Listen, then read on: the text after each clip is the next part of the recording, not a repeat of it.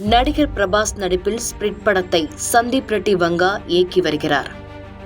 இந்த படத்தில் கதாநாயகியாக தீபிகா படுகோனே ஒப்பந்தமான நிலையில் திடீரென அவர் அதிலிருந்து நீக்கப்பட்டு அவருக்கு பதிலாக அனிமல் பட நடிகை திருப்தி டிம்ரி நாயகியாக்கப்பட்டுள்ளார்.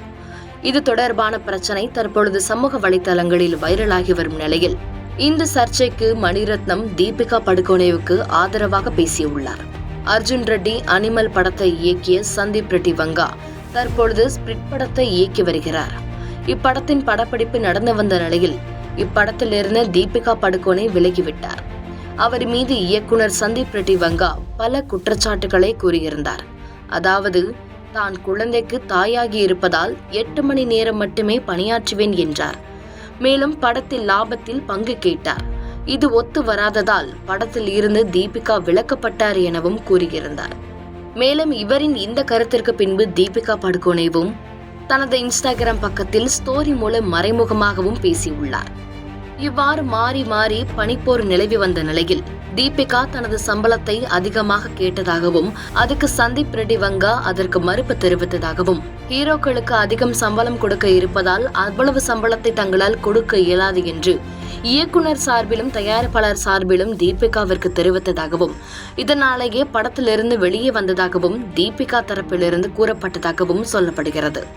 இந்நிலையில் மும்பையில் நடந்த தக்லைஃப் திரைப்படத்தின் ப்ரமோஷனில் இந்த பிரச்சனை குறித்து மணிரத்னத்திடம் செய்தியாளர் கேள்வி எழுப்பியிருந்தார். அதற்கு பதிலளித்த மணிரத்னம், தீபிகா படுகோனே கேட்டது நியாயமான கோரிக்கை என்றே நான் நினைக்கிறேன். இந்த கோரிக்கை இயக்குனருக்கு பொருந்தவில்லை என்றால் அவர் அதையே தொடரட்டும்.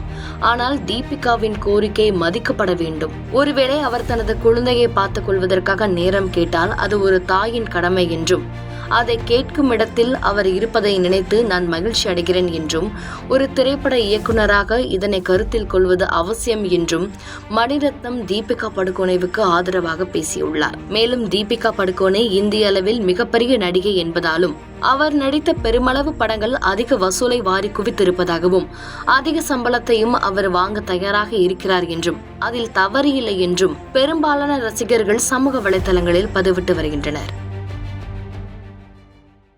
செய்திகளை உடனுக்குடன் தெரிந்து கொள்ள கீழ்கண்ட கேபிள் மற்றும் டிடிஎச் நெட்வொர்க்குகளில் எம்நாடு செய்தி தொலைக்காட்சியை காணுங்கள். பாதகம் செய்பவரை கண்டால் நாம் பயம் கொள்ளலாகாது பாப்பா.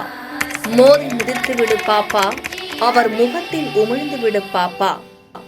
அண்மை செய்திகளை உடனுக்குடன் தெரிந்து கொள்ள இணைந்திருங்கள் எம்நாடு தொலைக்காட்சியுடன்.